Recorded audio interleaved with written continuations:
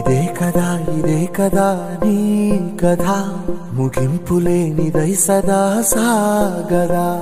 ఇదే కదా నీ కథ ముగింపులేనిదై సదా సాగదా.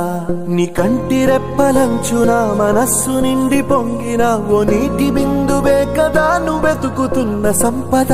ఒక్కొక్క జ్ఞాపకానికి 100 ఏళ్ల ఆయువుందిగా, ఇంకెన్ని ముందు